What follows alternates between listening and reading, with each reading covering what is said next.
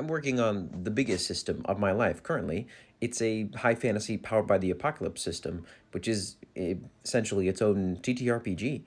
What is Powered by the Apocalypse? It's a game that is built off of sort of the core concepts and rules of the TTRPG Apocalypse world, which is really a fantastically written book. When I read it through, I had not even ever heard or seen anyone play the game. By the time I was finished with the book, I had a really, really great grasp and concept for how one would run it or play it and what actual play would look like, unlike fifth edition, let's be honest.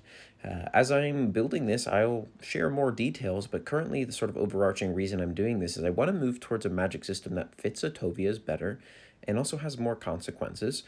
And I also want to be able to have the different kinds of people that do magic work in very different ways. And because Powered by the Apocalypse is so mechanically flexible and is more narrative and collaborative focused, this is something that I can pull off in the system. Right now, I'm working on a playbook, which is like a class you can think of in a more traditional TTRPG, called the Inspired, of someone who has been granted a source of power by a deity, not necessarily voluntarily. And a part of that is it comes with contracts on when they can use this well of power. So they can cast spells, but sometimes when they do, or when they do other things that would interact with their deity, they may have to roll for this. And depending on the outcome, they may learn new aspects of the deity, of the do's and don'ts of the aspects of the contract that they're under that they don't already know.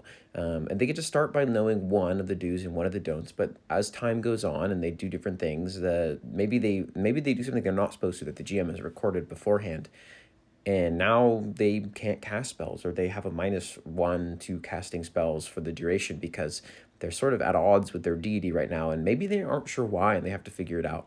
This creates really interesting dynamics between the player and their sort of abilities, and there's a deity in play that has other, the GM has sort of control but has these higher concept things going on.